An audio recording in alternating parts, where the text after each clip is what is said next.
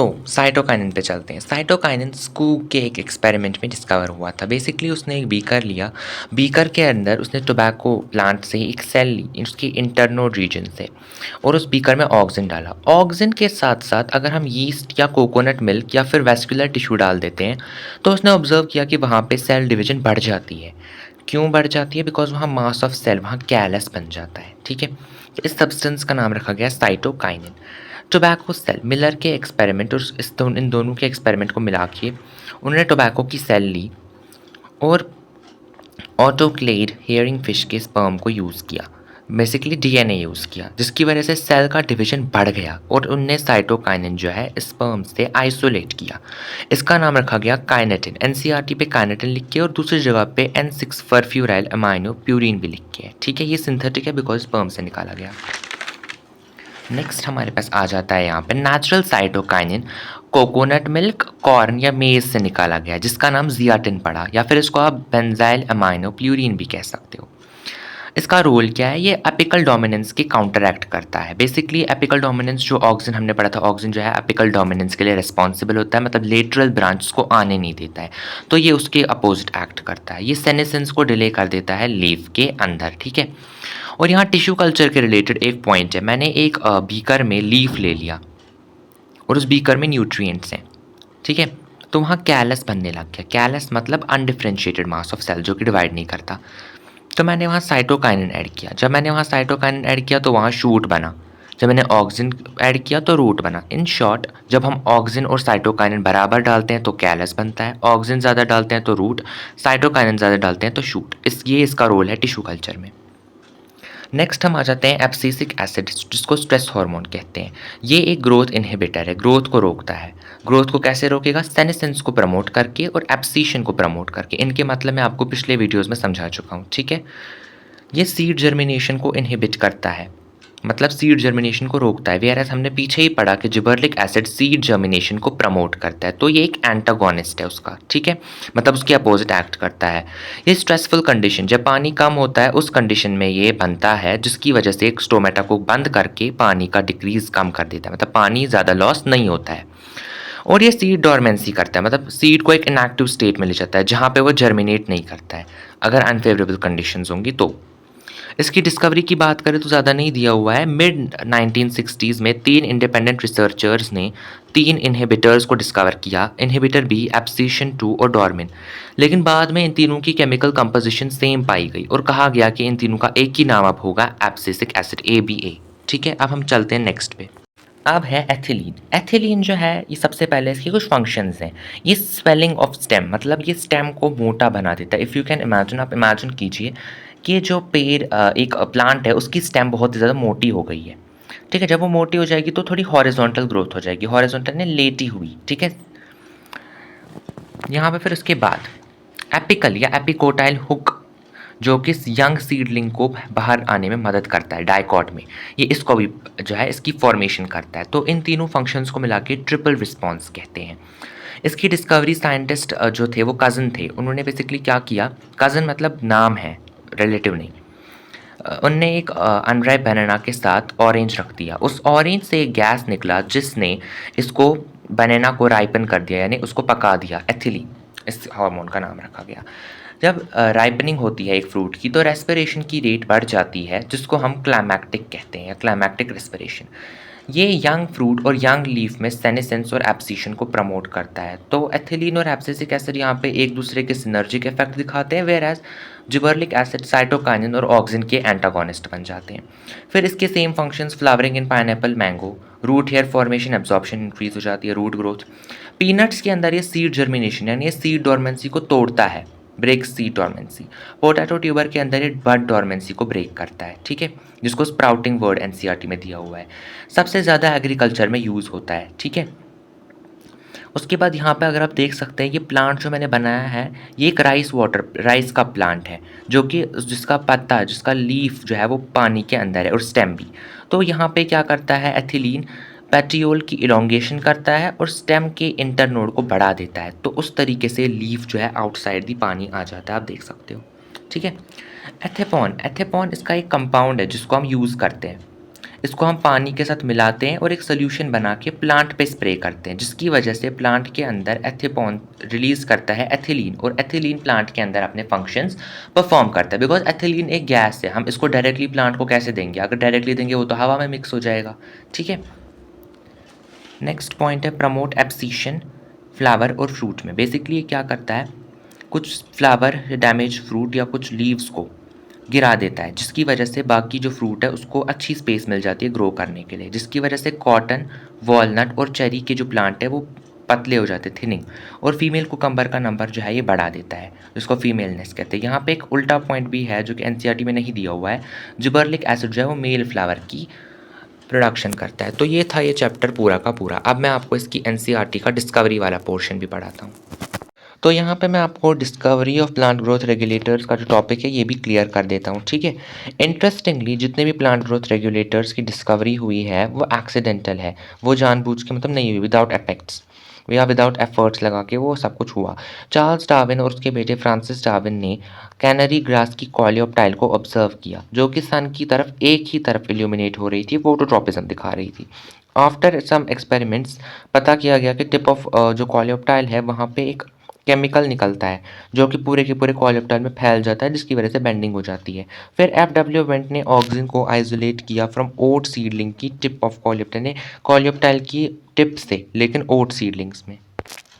जिबर्लिन की डिस्कवरी के बारे में लिखा हुआ है द बैकेनी यानी फूलिश सीडलिंग डिजीज जो थी राइस सीडलिंग्स में, वो एक फंगल पैथोजन जिबर्ला फुजिकोरी से हो रहा था। कारोसेवा नाम के एक साइंटिस्ट ने उसको जो है उसके सिम्टम्स को रिपोर्ट किया और इनको जो है फंगस के साथ उसने ट्रीट किया, स्टीराइल फिल्ट्रेट्स के साथ, और बाद में पता चला कि ये जिबर्लिक एसिड है। यहाँ पे जो ये वर्ड्स दिए हुए हैं ये बहुत कॉम्प्लेक्स है, इनकी मतलब आप सीधे ये याद रख सकते हो कि उसने उसको आइसोलेट किया, उसने इसके जो सिम्टम्स है वो रिपोर्ट किए, और फिर जब उनको ट्रीट किया गया उसको इसने साफ फंगई के साथ ट्रीट किया। जब साफ फंगई के साथ ट्रीट किया तो वहाँ पे पता चला ये एक्टिव सब्सटेंसेस जो है इनको जिबर्लिक एसिड कहते हैं। ठीक है, ये भी पढ़ा देता हूँ, ये वाला वीडियो मैं एंड पर डालूंगा। नेक्स्ट साइटोकाइनिन के बारे में एफ स्कूग और इसके कोवर्कर्स ने ऑब्जर्व किया। क्या ऑब्जर्व किया उन लोगों ने?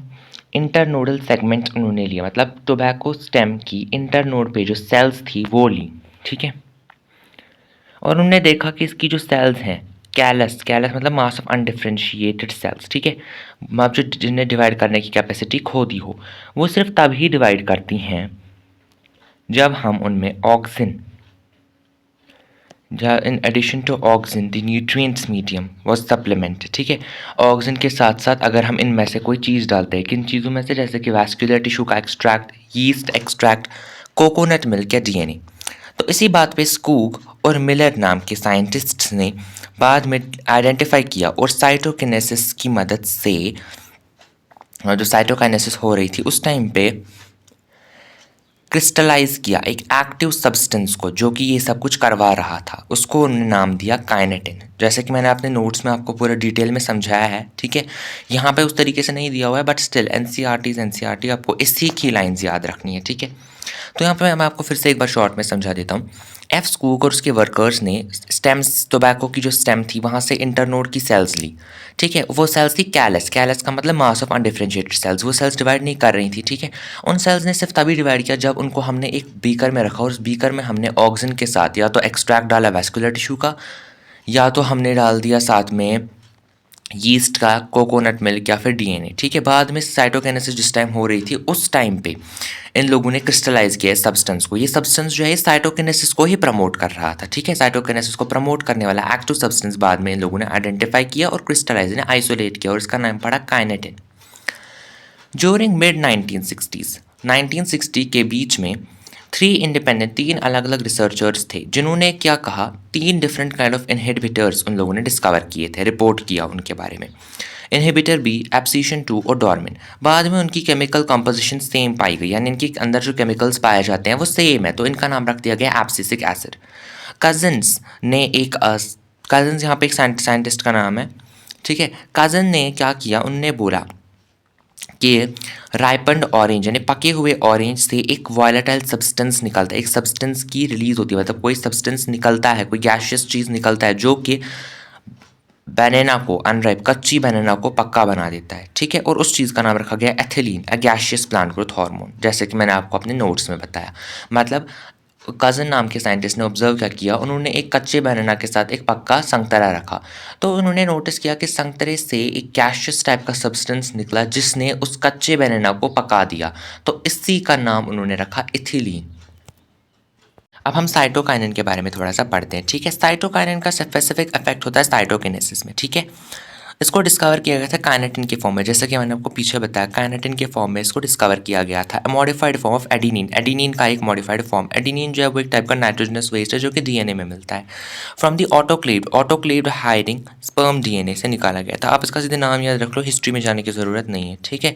काइनेटिन जो है आप ऑब्वियसली स्पर्म से लिया गया था, तो प्लांट से नहीं लिया गया ना, तो इसका मतलब ये एक सिंथेटिक साइटोकाइनिन है, ठीक है। जब नेचुरल साइटोकाइनिन की बात आई, तो नेचुरल साइटोकाइनिन जो है वो जियाटिन है, और जियाटिन कहाँ से निकला, कॉर्न कर्नल्स और कोकोनट मिल्क से। जियाटिन की डिस्कवरी के बाद बहुत सारे चीज़ें जो हैं और भी डिस्कवर की गई, इनके इफेक्ट्स पाए गए, जैसे कि नेचुरल साइटोकाइनिन जो है वो उसी जगह पे सिंथेसाइज यानी उसी जगह पे बनते हैं जहाँ पे ज़्यादा से ज़्यादा सेल डिवीजन होती है, जैसे कि मैंने आपको बताया। For example root apices, developing shoot buds, young fruits etcetera, ठीक है। ये नए लीव्स क्लोरोप्लास्ट के अंदर जो होते हैं या लेटरल रूट की शूट की ग्रोथ कराते हैं। ये एपिकल डोमिनेंस की काउंटरैक्ट करते हैं और लीफ सेनेसेंस को डिले कर देते हैं। Abscisic acid, as mentioned earlier, abscisic acid जो है वो अपनी डिस्कवर किया गया था एब्सिशन और डोरमेंसी की वजह से। एब्सिशन का मतलब मैंने आपको बताया, डोरमेंसी भी मैंने आपको पहले ही बता दिया है, ठीक है। इसके दूसरे इफेक्ट भी होते हैं प्लांट ग्रोथ और डेवलपमेंट पे, जैसे कि प्लांट ग्रोथ इनहिबिटर है, ये इनहिबिटर है यानी कि प्लांट की मेटाबॉलिज्म को इनहिबिट रोकता है, सीड जर्मिनेशन को रोकता है, स्टोमेटा को बंद कर देता है, जिसकी वजह से प्लांट की जो टॉलरेंस है वो बढ़ती है, यानी वाटर का जो लॉस है वो कम हो जाता है, तो उसको स्ट्रेस हार्मोन कहते हैं, जो कि मैंने आपको बताया। ये एक इंपॉर्टेंट रोल प्ले करता है सीड डेवलपमेंट, सीड मैचुरेशन और डोरमेंसी में, क्योंकि जब डोरमेंसी का मतलब होता है जब सीड एक इनएक्टिव स्टेट में चला जाए जहाँ पे वो एडवर्स कंडीशंस भी सर्वाइव कर सकता है, ठीक है। डोरमेंसी की वजह से वो एडवर्स कंडीशन सर्वाइव कर सकते हैं जो कि अनफेवरेबल कंडीशंस होती है, जहाँ पे सीड ग्रो नहीं करता है, ठीक है, तो उन कंडीशंस में भी ये सर्वाइव कर जाता है। और एब्सिसिक एसिड को इसलिए स्ट्रेस हार्मोन के नाम से जाना जाता है, इंपॉर्टेंट है। एब्सिसिक एसिड जो है एक्ट करता है as an antagonist to gibberellic acid. ये आप लोग जो है अगर थोड़ा सा रिवाइज करेंगे तो आपको पता चल जाएगा जिबरेलिक एसिड और एब्सिसिक एसिड एक दूसरे के एंटागोनिस्ट क्यों हैं, ठीक है। यहाँ पे हो गया हमारा एब्सिसिक एसिड। एथिलीन, एथिलीन के फंक्शंस पढ़ते हैं आप एनसीईआरटी से। एथिलीन एक simple gaseous plant growth hormone है, ये लार्ज अमाउंट में बनता है, और ये लार्ज अमाउंट में बनता है उन टिश्यू से जो कि सेनेसेंस में जाते हैं और जो फ्रूट को राइपन करते हैं, यानी फ्रूट को पकाते हैं, ठीक है। ये हॉरिजॉन्टल ग्रोथ करता है सीडलिंग की, स्वेलिंग करता है एक्सिस की, जो कि मैंने आपको समझाया। एपिकल हुक की फॉर्मेशन करता है डायकॉट्स में, जिसको ट्रिपल रिस्पॉन्स कहते हैं। सेनेसेंस को प्रमोट करता है, एब्सिशन ऑफ प्लांट ऑर्गन को क्या प्रमोट करता है, मतलब बढ़ाता है। एथिलीन हाईली इफेक्टिव यानी फ्रूट्स को पकाने में मदद करता है। रेस्पिरेशन रेट जो है वो बढ़ जाती है जब फ्रूट पकने लगता है, तो उसको क्लाइमैक्टिक रेस्पिरेशन कहते हैं। ये सीड और बड डोरमेंसी को तोड़ देता है। पीनट सीड्स में सीड डोरमेंसी ब्रेक करता है और पोटैटो के अंदर बड डोरमेंसी को ब्रेक करता है। ये प्रमोट करता है रैपिड इंटरनोड पेटियोल इलोंगेशन इन डीप वाटर राइस प्लांट्स, जो कि मैंने आपको पीछे समझाया, वही पॉइंट लिखा हुआ है। एथिलीन रूट हेयर और रूट ग्रोथ फॉर्मेशन में भी मदद करता है, जो कि मैंने आपको पीछे समझाया, जिसकी वजह से एब्जॉर्प्शन बढ़ती है। एथिलीन जो है वो यूज़ किया जाता है ताकि फ्लावरिंग हो सके इन पाइनएप्पल, ताकि फ्रूट बन सके इन पाइनएप्पल, फ्लावरिंग हो सके मैंगो में। बहुत सारे फिजियोलॉजिकल रिस्पॉन्सेस हैं। सबसे ज़्यादा यूज़ किया जाने वाला प्लांट ग्रोथ हार्मोन अगर एग्रीकल्चर में कोई है तो वो एथिलीन है। जो एथिलीन का सबसे ज़्यादा यूज्ड कंपाउंड है वो है एथिपोन। एथिपोन होता है मतलब सॉलिड, आप उसको मान सकते हो, उसको जब हम पानी में घोल देते हैं तो हम फिर उसको प्लांट में अगर स्प्रे करेंगे तो उस प्लांट में एथिलीन पहुंचेगा, वरना एथिलीन तो गैस है, गैस कैसे प्लांट में पहुंच सकती है, वो तो डिफ्यूज़ हो जाएगी। तो इसी वजह से हम उसको लिक्विड के फॉर्म में प्लांट में डाल सकते हैं ताकि अपने फंक्शन वहाँ पे परफॉर्म करे। ये टोमेटोज़ और एप्पल्स में फ्रूट राइपनिंग ने जल्दी से उनको पका देता है, उनका जो मैच्योरिटी टाइम है वो तेज़ बढ़ा देता है।